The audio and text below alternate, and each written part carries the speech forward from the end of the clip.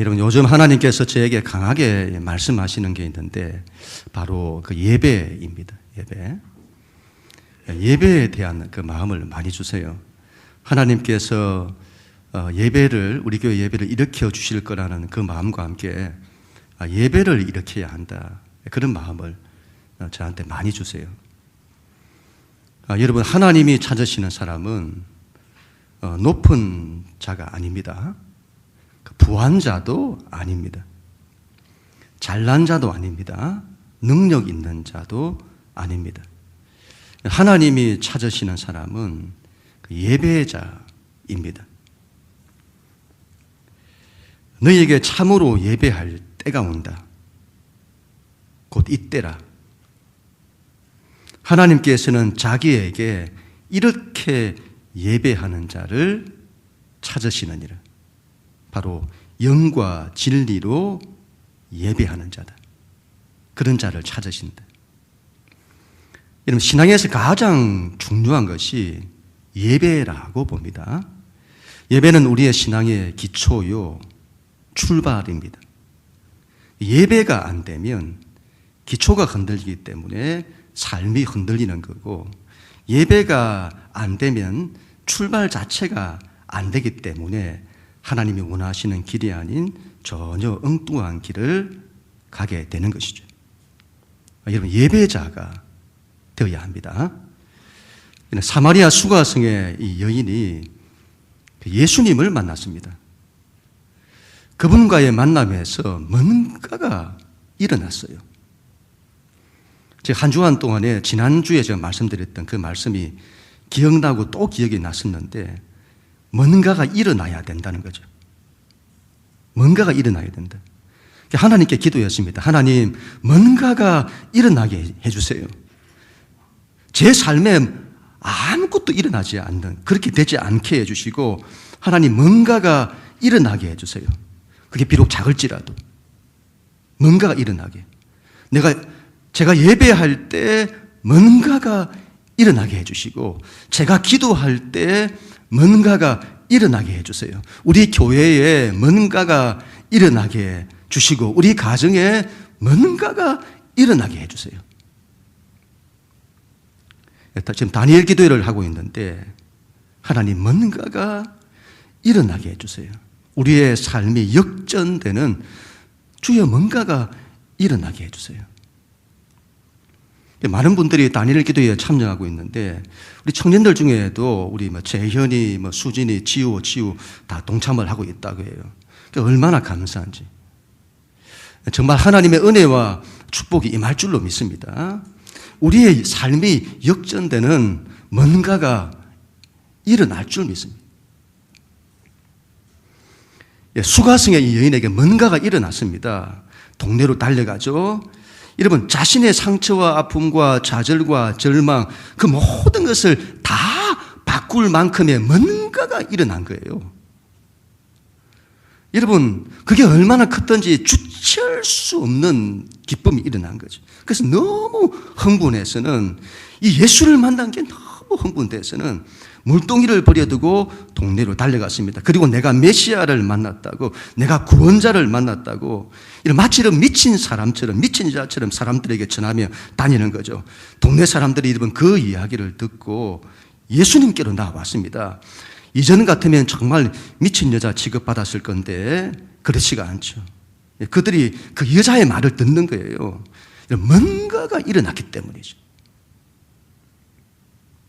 사마리아 사람들이 그 여자의 말을 듣고 그 말을 믿었다고 해요. 그리고는 예수님께 나아갑니다. 그리고 오늘 이렇게 말하죠. 우리 40절부터 42절 말씀인데, 우리 하나님 말씀 같이 읽습니다. 시작. 사마리아인들이 예수께 와서 자기들과 함께 유하시기를 청하니 거기서 이틀을 유하심에 예수의 말씀으로 말미암아 많은 자가 더욱 많아, 믿는 자가 더욱 많아. 그 여자에게 말하되 이제 우리가 믿는 것은 내 말로 인함이 아니니 이는 우리가 친히 듣고 그가 참으로 세상의 구주이신 줄 알미라 하였더라. 아멘. 사마리아 사람들이 예수님께 나와서 요청을 합니다. 우리들과 함께 있어달라고 요청하는 거죠. 예수님께서 그들과 함께 하세요. 사람들이 예수님의 말씀을 직접 듣고 믿는 자들이 더 많아졌습니다. 그리고는 수가성의 여자에게 이렇게 말해요. 이제 우리가 믿는 것은 너의 말 때문이 아니다. 이제 우리가 그분으로부터 친히 듣고 그분이 참으로 세상의 구원자인 줄을 알았도다. 여러분, 친히 듣고. 우리 신앙이 그래요. 사람을 통해서 우리가 들어요. 목사님의 말씀을 듣고 부모님의 말씀을 듣고 또 다른 사람의 말을 들어요. 그렇게 신앙생활을 해요. 그것도 귀한 거라고 봅니다. 그러나 여러분, 정말 중요한 것은 이제는 내가 하나님을 친히 만나는 거죠. 하나님을 직접 대면하는 겁니다. 대면해서 만나고 그분과 관계하는 거죠. 하나님과 대화하고 하나님의 말씀을 듣고. 오늘 예수님의 이 장면이 정말 귀하다고 보는데 예수님이 사마리아 사람들과 함께 하잖아요. 하나님의 아들이. 그건 여러분, 하나님의 아들이 그들과 함께하는 모습은 하나님이 그들과 함께 하시는 그 모습이에요. 우리 하나님의 간절한 소원이시죠. 하나님의 간절한 소원이 우리와 함께하는 겁니다. 우리와 함께 하셔서 우리와 함께 인생을 같이 하고 함께 교제하기를 원하시는 거죠. 우리는 하나님께 요청해야 합니다. 나와 함께 해달라고. 나와 함께 있어달라고. 구약에서 하나님의 이름을 야훼라고 하잖아요. 야훼. 있다라고 하는 히브리어 하야에서 나온 겁니다. 있다죠. 있다. 하나님의 이름이 있다에서 나왔다. 나와 함께 있다. 스스로 있다. 이런 의미도 있습니다만 나와 함께 있다. 나와 함께 있기를 원한다. 그게 하나님이시라는 거죠. 우리 신학은 누구로부터 듣는 신학에서 이제는 하나님을 친히 만나는, 그분과의 만남에서 뭔가가 일어나는 그런 신앙이 되어야 합니다.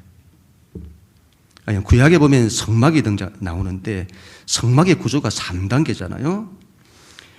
하나님께로 나아가는 단계이기도 합니다.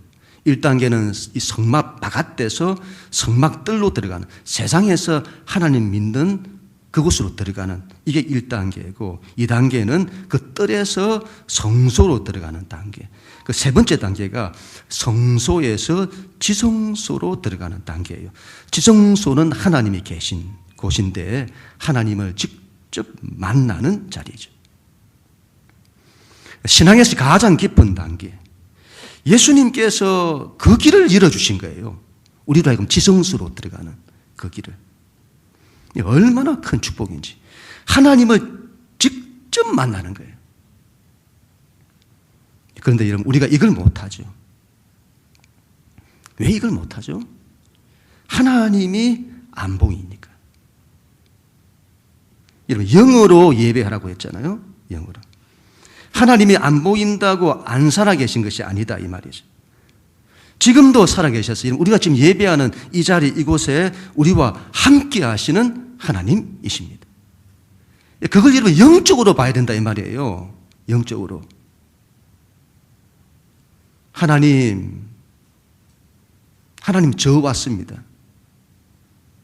그러면 하나님도 우리를 부르시죠. 그래, 영씨가 부르세요. 내 하나님. 저는 이 말이 참 좋아요. 하나님이 뭔가 나를 부르실 때 내 하나님 하는 반응하는, 내 하나님. 그리고 하나님 예배합니다. 하나님, 오늘도 이 예배를 통해 은혜와 축복을 저에게 주세요. 하나님, 오늘도 저에게 말씀해 주세요. 그러면 하나님이 반응하시는 거죠. 그와 같은 만남이, 하나님과 함께함이 있어야 되는 겁니다. 하나님의 아들 그리스도가 이 땅에 오신 이유가 그거라고 봐요. 우리가 하나님과 함께 하지를 못해요. 그게 뭔지를 몰라요. 그걸 보지를 못하는 거죠. 예수님께서 이렇게 말씀하시잖아요. 나를 본 자는 아버지를 보았다. 예수님을 통해서 하나님을 보는 거예요. 예수님이 사람들과 함께 하는 모습을 통해서 하나님이 우리와 함께 하시는 모습을 보는 거죠. 예수님이 그들과 대화하는 모습을 통해서 하나님이 우리와 나와 대화하는 모습을 보는 겁니다. 예수님께서 잘 봐라. 신앙은 이렇게 하는 거야. 신앙은 이렇게 해야 돼. 하나님과 만나야 돼. 하나님과 함께 해야 돼. 신앙은 그거야. 다니엘 기도에 오신 이 강사분들의 간증을 들으면 이분들은 이걸 정말 잘하는 것 같아요. 하나님과의 관계를 정말 잘하는 거죠. 하나님 앞에서 어린아이와 같은 마음으로 하나님을 사랑하고 하나님과 대화하고 하나님 말씀을 듣고 하나님의 뜻에 순종하고 저래야 한다. 저렇게 하나님과 친밀히 교제해야 한다. 그래야 되는구나. 그래야 우리의 삶에 뭔가가 일어나는구나. 여러분, 누구로부터 하나님에 대해서 듣는 것도 귀합니다. 그것도 안 되는 사람들이 너무 많잖아요. 그러나 여러분, 듣고 아는 것이 아니라 이제는 그분을 친히 직접 만나는 거죠. 그분과 함께 하는 거죠. 이제는 그분을 영적인 눈으로 보고 영적인 눈으로 손으로 만지고 그분의 말씀을 듣고 그래야 합니다. 신앙은 그 하나님과의 만남에서 뭔가가 일어나는 것입니다. 친히 듣고 하잖아요. 오늘 이 말씀이 우리에게도 그대로 이루어지기를 간절히 축복합니다. 43절부터 45절 말씀 같이 읽습니다. 시작. 이틀이 지남에 예수께서 거기를 떠나 갈릴리로 가시며 친히 정언하시기를 선지자가 고향에서는 높임을 받지 못한다 하시고 갈릴리에 이르시매 갈릴리인들이 그를 영접하니 이는 자기들도 명절에 갔다가 예수께서 명절 중 예루살렘에서 하신 모든 일을 보았음이더라. 아멘. 여러분, 이틀이 지났습니다. 예수님께서 사마리아에 이틀을 머무신 것 같아요. 예수님은 갈릴리로 떠나십니다. 예수님의 목적지는 갈릴리입니다. 왜 갈릴리일까요? 예루살렘에서 그 엄청난 역사가 일어났는데 거기서 더 사역을 하시지. 사마리아에서 그 엄청난 역사가 나타났는데 거기서 더 사역하시지. 왜 굳이 갈릴리로 여러분 가실까요? 갈릴리는 이스라엘 북단에 있는 지역으로 이방의 갈릴리라 그렇게 불렀습니다. 이방으로 가는 길목에 있는 그 지역이에요. 이걸 변방이라고도 하는데 갈릴리는 이스라엘 지도에서 바깥 경계, 아웃사이드, 프론티어죠.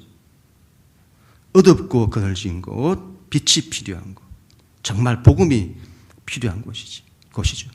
예수님이 거기에 마음이 있습니다. 우리도 그래야 한다. 우리의 마음도 거기 있어야 한다. 그런데 예수님이 이상한 말씀을 하세요. 선지자가 고향에서는 높임을 받지 못한다. 예수님의 고향은 나사렛인데 예수님은 그 나사렛으로 가는 게 아니에요. 고향이라고 하면 늘 평안한 인상을 주는 곳이잖아요. 집이 있는 거, 부모님이 있는 거. 사람들은 그런 곳으로 가기를 원하죠. 그런데 예수님은 그곳을 원치 아니하세요. 오히려 소외된 곳, 복음이 필요한 곳, 힘들고 어려운 곳, 빛이 필요한 곳으로 가세요. 우리도 그래야 한다고 봅니다. 인생을 여러분 편안한 걸 찾아서 갈 것이 아니라 하나님이 부르시는 곳, 수고로움이 있다 할지라도 소명을 따라 주님 원하시는 곳으로 가고자 하는 인생을 그렇게 살아야 된다 이 말이죠. 고향에서는 높임을 받지 못한다고 해요. 왜 그럴까요? 왜 고향에서는 높임을 받지 예수님이 높임을 받지 못할까요? 예수님에 대한 선입견이 있기 때문이라고 봅니다. 예수님을 인간 예수로만 생각하기 때문이죠. 요셉의 아들 마리아의 아들로만 이해를 하는 거죠. 너무 익숙하잖아요. 익숙한 거죠. 너무 익숙해서 너무 잘 알아서 작게 보는 거예요. 가정에서는 부모와 자식 간의 관계도 그렇다고 보는데 너무 가깝잖아요. 너무 가까워요. 너무 친하니까, 너무 잘 아니까 작게 보는 거예요. 작게. 예수님을 정말 인정 안 했던 사람들이 누구였냐 하면 고향 사람들이고 예수님의 형제들이에요. 육신적으로 보기 때문이죠. 육신적으로 보니까 나사렛이라는 가난한 동네에서 아무것도 아닌 집안에서 태어난 예수인 거죠. 무슨 배경이 없어요. 거기 무슨 선한 것이 나오냐. 그 부모를 우리가 다 아는데, 요셉의 아들이고 마리아의 아들인데, 그런 걸 보니까 못 알아보는 거예요. 유일하게 예수님의 어머니 마리아만이 아들에 대해서 다르게 보았습니다. 자신이 낳은 아들이지만 자신이 낳은 아들로 바라보지 않아요. 그를 통해서 뭔가를 이루실 하나님을 바라보는 거죠. 하나님에 의해서 쓰임받을 그 아들을 바라보는 겁니다. 우리에게도 그런 눈이 있어야 한다고 봅니다. 여러분, 자식들을 육신적으로 바라보면 아무것도 안 보여요. 너무 잘 아니까. 어떤 장점이 있고 어떤 단점이 있고 어떤 능력이 있는지 다 아니까. 여러분, 사람의 이 재능이라는 것이 뭐 대단한 게 있지를 않잖아요. 그래서 작게 보이는 거예요. 그런데 여러분, 우리 하나님은 그렇지 않으세요. 작은 씨앗을 뿌리고도 30배, 60배, 100배의 결실을 내다보시는 하나님이신 거죠. 자기 자신을 그렇게 바라보는 것이 또한 필요하다고 봅니다. 자기를 바라보면 여러분 뭐 없잖아요. 내가 나를 누구보다 잘 알아요. 그래서 자기에게 대해서도 선입견을 가지는 거죠. 이런 내가 뭘 할 수 있지? 뭐 없어요. 특별한 게 없어요. 뛰어난 게 없다 이 말이죠. 그래서 자기에 대해서도, 자기 인생에 대해서도 우리가 별 기대하지 않고 살아가는 거죠. 맞는 거죠. 자기가 자기를 바라보면 여러분 기대가 일어나지 않아요. 그런데 여러분, 하나님께서 나를 바라보시는 것은 다르다. 그 옛날 여러분 야곱에게 하나님 말씀하시잖아요. 지렁이 같은 야곱이라 하잖아요. 비천한 야곱. 우리가 똑같은 야곱. 그런데 하나님이 이제 너를 야곱이라 부르지 않고 이스라엘이라 부를 거다. 너는 하나님과 씨름하여 이긴 자다. 너는 앞으로 하나님이 다스리는 사람이 될 거다. 이스라엘이다. 베드로를 보시고 이 사람 이름이 시몬이었는데, 그 흔한 시몬. 그런데 앞으로 너는 베드로라고 부를 거다. 앞으로 너는 반석이 될 거다. 앞으로 너는 교회 초석이 될 거다. 여러분, 사람이 나를 어떻게 바라보는 자가 중요하지 않아요. 하나님이 나를 어떻게 바라보시는 자가 중요합니다. 여러분, 나의 가능성을 바라보시는 하나님이신 거죠. 나사렛이란 촌 동네에 그 이름 없는 청년인데, 그를 통해 그를 온 세상 모든 인류를 살릴 구원자로 바라보시잖아요. 우리 인생은 하나님 앞에 설 때, 하나님 앞에 설 때만이 우리의 가능성, 우리의 인생의 가능성들이 열리는 겁니다. 하나님 앞에 설 때. 그런 우리 모두가 다 될 수 있기를 축복합니다. 46절, 47절 우리 같이 읽습니다. 시작. 예수께서 다시 갈릴리 가나에 이르시니 전에 물로 포도주를 만드신 곳이라. 왕의 신하가 있어 그의 아들이 가버나움에서 병들었더니 그가 예수께서 유대로부터 갈릴리로 오셨다는 것을 듣고 가서 청하되 내려오셔서 내 아들의 병을 고쳐주소서 하니 그가 거의 죽게 되었습니다. 아멘.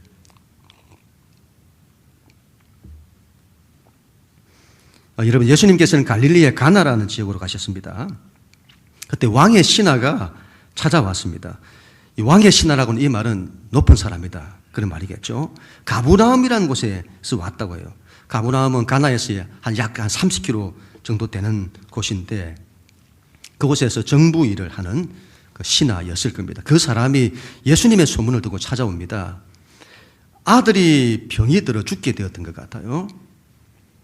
왕의 신하쯤 되면 밑에 하인들을 보내도 될 건데 친히 찾아왔습니다. 그만큼 절박했던 것이 분명하죠. 이 아들이라는 말이 단수고 앞에 관사가 붙어서 그 아들, 그걸 볼 때 외아들인 것 같아요. 하나밖에 없는 그 아들이 죽게 된 거죠. 청하되, 이렇게 말해요. 청하되. 그 시제가 이런 미완료 시제예요. 완료되지 않았다. 한 번 얘기하고 끝난 것이 아니다 이 말이죠. 청하고 또 청하고 또 청하고. 그렇게 예수님께 간청했다는 거예요. 당연할 겁니다. 부모에게 여러분 가장 큰 아픔은 자식일 겁니다. 그것도 외아들이 죽어가는 거죠. 그 어떤 방법을 다 동원해서라도 살리고 싶은, 살릴 수가 없는 거죠. 그 아들을 살릴 수만 있다면 여러분 뭘 못하겠습니까? 그래서 예수님의 소문을 듣고 지푸라기라도 잡는 심정으로 찾아왔을 겁니다. 이런 삶의 문제가 생기면 하나님께로 가야 합니다. 이런 다른 데 가서는 안 됩니다. 다른 걸 찾고 구하고 두드려서는 안 됩니다. 하나님을 구해야 합니다. 하나님께 도와달라고, 하나님께 도와달라고 가서 요청해야 합니다. 그것도 여러분 청하고 또 청하고 또 청하고 간청해야 합니다. 여러분 기도에 대해서 여러 가지를 말해요. 기도는 이렇게 해야 한다. 기도는 저렇게 해야 한다.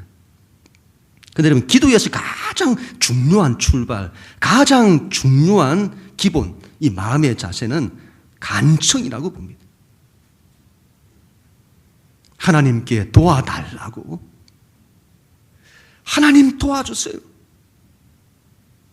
간청하는 거죠. 매달리는 거죠. 여러분 도와달라고 하니, 자기를 도와주십시오 하니, 그런 모습이 이러면 얼마나 연약하게 보여요. 얼마나 연약하게 보입니까? 그런데 여러분, 우리의 그 연약함에서 나오는 하나님에 대한 붙듦, 우리의 연약함에서 하나님만을 붙드는 그 붙듦, 그게 기도다. 요즘 제가 기도할 때 이런 마음을 많이 가졌는데요. 하나님 기도할 때 제가 어디에 마음을 둬야 하죠? 낮은 곳에. 그것도 가장 낮은 곳에. 하나님의 도움이 절실하다는 그 마음이 일어나는 그곳에, 그곳에서 하나님께 도와달라고 부르짖는 거예요.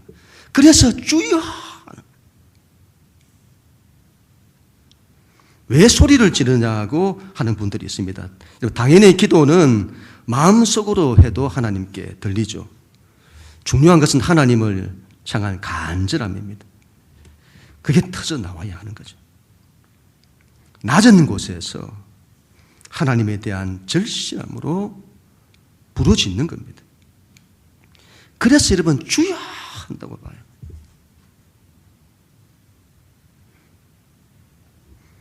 한국 교회 기도 방식이 전 세계에서 굉장히 유명하고 많이 알려졌잖아요.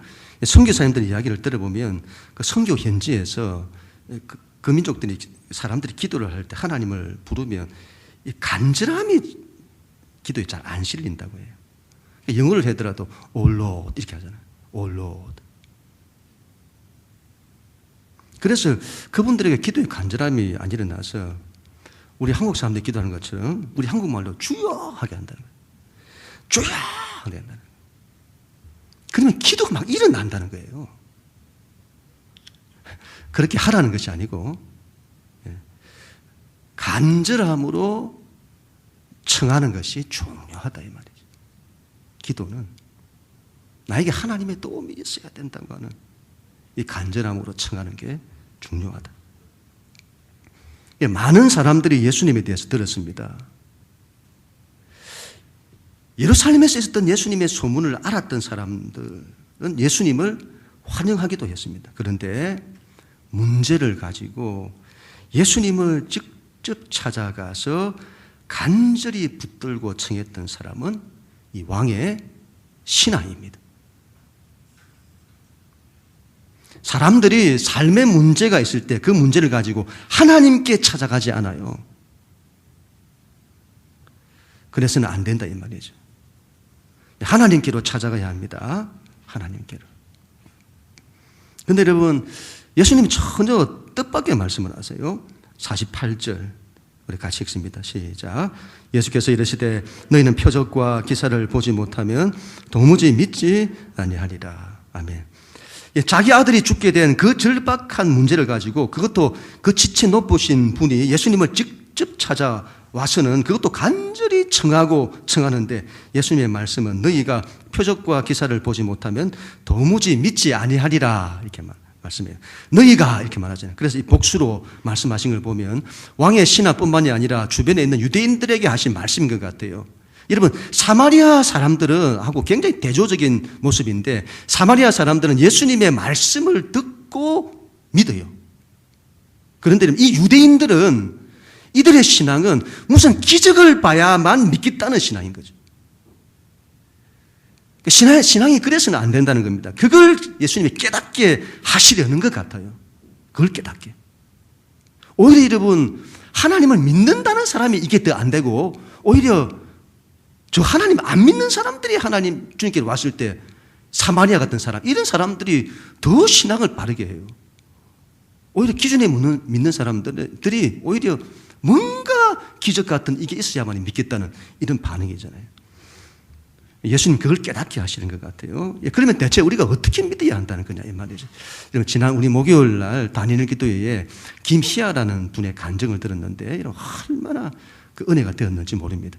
태어날 때부터 얼굴 반쪽에 큰 붉은 반점을 가지고 태어났고 보육원에 버려졌습니다. 나중에는 나머지 반쪽도 암 수술을 통해서 얼굴이 다 일그러졌습니다. 어떻게 인생이 저럴 수 있냐 싶을 정도로 엄마로부터 버림받고 몸이라도 정상이면 그래도 나을 건데 그것도 아니고 자라면서 얼마나 많은 상처와 아픔과 눈물과 좌절 가운데 살았을까.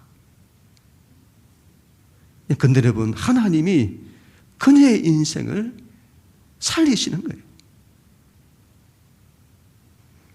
제가 그분의 간증을 들으면서 이런 마음이 들었습니다. 우리 하나님이 정말 위대하시다. 어떻게 저렇게 절망적인 사람을 어떻게 저렇게 아름다운 모습으로 세울 수가 있지? 어떻게 저렇게 절망적인 상처와 아픔을 어떻게 저렇게 축복의 도구로 바꿀 수가 있지? 이건 이 세상이 할 수 있는 것이 아닌데 이건 하나님의 사랑만이 가능한 건데 그렇지 않고서야 어떻게 저런 상황에서 일어설 수 있냐는 거죠. 이건 하나님의 사랑이 아니고는 절대 불가능한 것입니다. 저는 기독교의 진리됨은 고상한 종교에 있지 않고 고상한 철학에 있지 않고 수준 높은 학문의 삶의 원리 그런 데 있지 않다고 봅니다. 진리됨은 저런 비참한 저런 절망적인 사람을 통해서 나타난다고 봐요. 진리됨은 이 세상 여러분 그 어떤 것으로도 저를 살릴 수 없는데 하나님이 저를 살리시는 거죠. 그리고 그 절망을 바꾸셔서 가장 존귀한 우리 하나님이 정말 최고로 사랑하시는 그런 사람으로 그를 세우시는 거죠. 기독교 신앙은 진리임이 틀림이 없습니다. 진리란 이 세상에서 좌절과 절망 가운데 살아가는 사람들을 통해서 선포되고 나타나는 겁니다. 그녀의 하나님은 표적과 기사의 하나님이 아니었습니다. 여전히 붉은 반점이 있고 여전히 일그러진 얼굴을 가졌지만 그녀는 하나님을 아는 거죠. 표적과 기사를 통해서 아는 것이 아니라 하나님의 사랑을 아는 거예요. 그런 자신을 하나님이 어떻게 사랑하시는지 그 하나님을 사랑하고 그 하나님을 신뢰하는 거죠. 그리고 그 하나님의 최고의 사랑을 받는 겁니다. 사랑을 받아요. 하나님을 사랑하고 하나님의 사랑을 받는 거죠. 하나님이 나를 사랑하신다는. 그걸로 이 사람이 살아나는 거예요.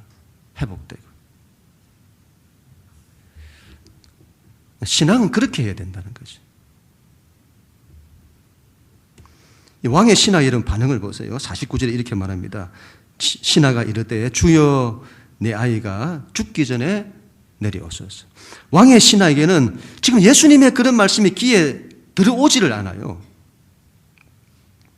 이 아비의 마음에는 오로지 하나밖에 없는 아들을 살리는 것만 있는 거죠.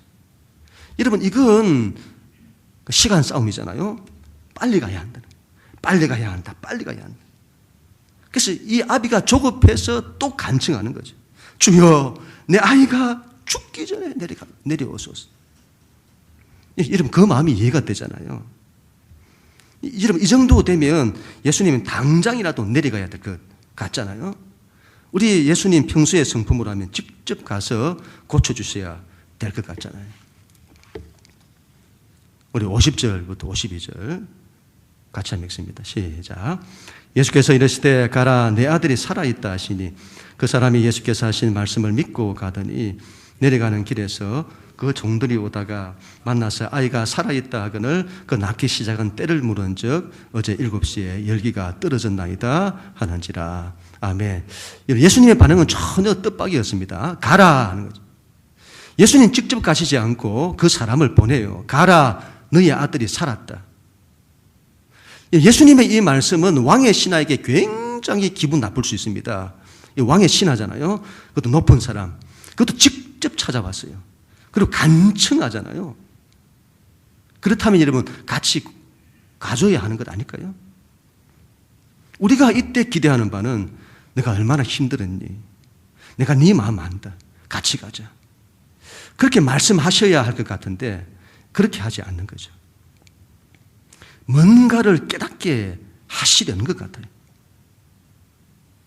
가라, 너희 아들이 살았다. 성경은 이렇게 말해요. 그 사람이 예수님이 하신 말씀을 믿고 갔다. 조금 전까지 주님 안 가시면 안 된다고 했는데 어떻게 갑자기 바뀌었을까요? 어떻게 갑자기 바뀌죠? 아, 여러분, 뭔가가 일어난 거예요. 뭔가가. 사마리아 수가성의 여인처럼 예수님과의 만남에서 뭔가가 일어난 거죠. 지금까지는 예수님의 말씀이 들리지가 않았습니다. 오로지 문제, 오로지 내 삶의 문제에만 모든 게 집중되었던 거죠. 그런데 여러분, 뭔가가 일어난 거예요. 예수님이 말씀하셨을 때에 자기 안에 뭔가가 일어난 것입니다. 예수님이 보이기 시작했고 예수님의 말씀이 들리기 시작한 거예요. 믿음의 확신이 오게 된 거죠. 이 사람이 돌아갈 때에 망설임이나 머뭇거림이 없어 보이잖아요. 불안이 없어 보이잖아요. 뭔가가 일어난 것입니다. 말씀에 대한 확신이 온 거죠. 가다가 집에서 온 사람들을 만나게 됩니다. 그런데 그들의 표정이 다른 거예요. 심각한 어두운 표정이 아니에요. 너무도 밝은 표정인 겁니다. 그들이 흥분해서 오는 거죠. 주인님, 아들이 살았습니다. 아들이 회복되었습니다. 그런데 여러분, 이때 이 왕의 신하의 이 반응을 한번 보세요. 이 흥미로운 반응인데 그 때를 물어보는 거예요. 그 때를. 언제 그랬냐? 그때가 언제냐? 몇 시에 그랬냐? 왜 이걸 물어봤을까요? 그때 예수님이 자기에게 말씀하셨던 그때 자기 안에 뭔가가 일어났던 그때를 확인하고 싶은 거죠. 어제 7시입니다. 7시는 우리 시간은 오후 1시인데 바로 예수님이 자기에게 말씀하신 그때인 겁니다. 내 아들이 살았다는. 바로 그때. 53절, 54절. 우리 마지막으로 같이 읽습니다. 시작.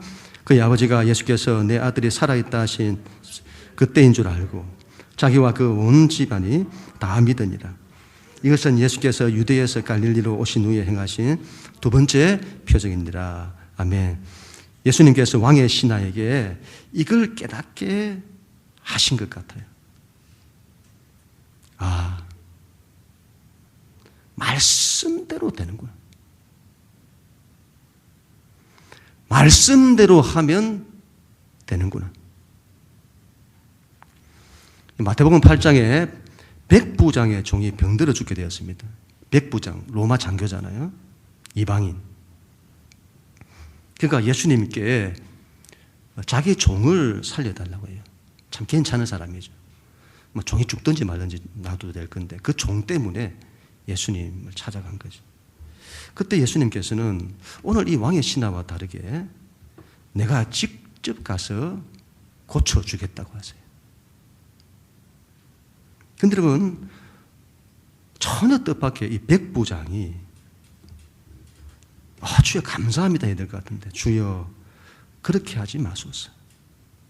그냥 말씀만 하소서. 그리하면 그대로 되겠나이다. 그때 예수님이 이 사람의 믿음을 보고 놀랍게 여겼다고 해요. 마태복음 8장 10절에 예수께서 들으시고 놀랍게 여겨 따르는 자들에게 이르시되 내가 진실로 너희에게 이르노니 이스라엘 중 아무에게도 이러한 믿음을 보지 못하였노라. 하나님을 믿는 자들에게서 이 믿음을 본 게 아니고 이방인인데 하나님을 믿는, 거기에서 이런 놀라운 믿음을 보게 된 거죠. 이 왕의 신하도 나중에 이 백부장과 같은 신앙을 가지게 되었을 거라고 봅니다. 하나님의 말씀은 틀림이 없다. 말씀대로 하면 된다. 그리고 하나님 말씀만 붙들고 살았을 겁니다. 이게 여러분 두 번째 표적이라고 하잖아요. 첫 번째 표적이 물을 포도주로 만드는, 예수님께서 우리 인생의 모든 부족과 결핍을 채우시는 분이시다. 두 번째 표적, 예수님께서 말씀으로 생명을 살리시는 분이시다. 말씀을 붙들면 뭔가가 일어나는 거예요. 생명의 역사가 일어난다는 거죠. 살아나는 거예요. 내가 살고 내 인생이 살고 내 가정이 살고 교회가 살고 말씀 붙들면 살아납니다. 우리가 이거 해야 되는 거죠. 말씀 붙들고. 두 번째 표적. 신앙은 뭔가가 일어나야 합니다. 예배할 때도 뭔가가 일어나야 하고 기도할 때도 뭔가가 일어나야 합니다. 첫 번째, 하나님을 만나야 합니다. 하나님과 함께 해야 합니다. 두 번째, 문제를 가지고 그분께로 가야 합니다. 그분께 구하고 또 구해야 합니다. 세 번째, 그분의 말씀을 들어야 합니다. 그리고 말씀에 대한 믿음이 있어야 합니다. 그리고 말씀대로 해야 합니다. 그래야 할 때 이런 뭔가가 일어날 것입니다. 가라, 내 아들이 살았다. 생명의 역사가 일어날 것입니다. 다니엘 기도의 주제가 역전되리라인데 우리의 삶에 역전되는 하나님의 역사가 나타나게 될 것입니다. 살아날 것입니다. 회복될 것입니다. 일어서게 될 것입니다. 그럼 우리 모두가 다 될 수 있기를 주님의 이름으로 간절히 축원합니다.